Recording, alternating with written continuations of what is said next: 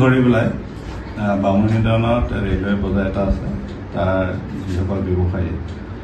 সেইসকলে কমপ্লেইন কৰি আছিলে যে তাতে কেইজনমান গুণ্ডা টেক্স কালেক্ট কৰে তেওঁলোকৰ শাৰীৰিক উপহাৰ কৰে দাবী ধমকি দিয়ে এইটোৱে থানা মানুহে তদন্ত কৰিলে তদন্ত কৰি পেলাই আমি গম পালোঁ যে বাবু দাস নামৰ এজন আছে মেইন মানুহ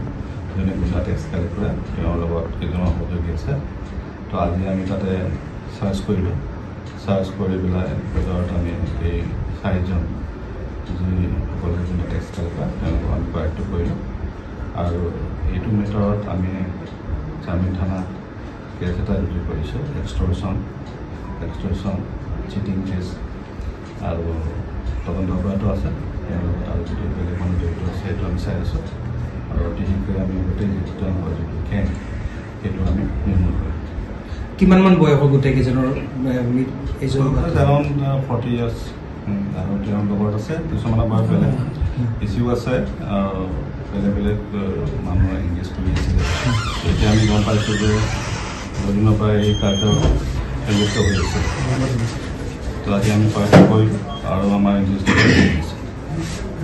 আৰু বাবু দাসৰ লগত যিকেইজন জড়িত তেওঁলোকৰ বিৰুদ্ধে পূৰ্বৰ পৰা তেনেকুৱা অভিযোগ আছিল নেকি আগতেও তেনেকুৱা মেইন তেওঁলোকৰ কিংপিন হ'ল বাবু দাস কিমান দিনৰ পৰা এইটো চলি আছিলে এতিয়া আমি খবৰ পোৱা মতে যোৱা এমাহমান ধৰি আমি খবৰ পাই আছিলোঁ তেতিয়া আমি যেতিয়া আমি কনফাৰ্ম হ'লোঁ যে ঘটনাটো হয় তেতিয়া আমি আজি ব্যৱস্থাটো ল'লোঁ কিমান টকা তেওঁলোকে কালেকশ্যন কৰিছে এতিয়া আমি সোধপোছ কৰি আছোঁ এতিয়া অধিক তথ্য এতিয়া কোৱাটো অসুবিধা হ'ব আমি তদন্ত কৰি আছোঁ আৰু যিসকল ব্যৱসায়ী তেওঁলোককো আমি কিছুমানেতো শিকিলে আৰু কিছুমানৰ পৰা আমি আৰু অধিক তথ্য আমি সংগ্ৰহ কৰি আছোঁ নিজাববীয়াকৈ তেওঁলোকে চলাই আছিল নে GMC নাম লৈছিল বা তেনেকুৱা কিবা পাইছিল GMC নহয় তেনেকুৱা LDCও নহয় তেওঁলোকে সেই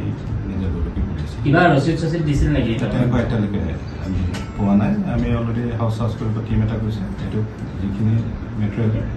এজন নাগৰিক সমিতিৰ লগত জড়িত আছে নাগৰিক সমিতি এতিয়া টান হ'ব যে আমি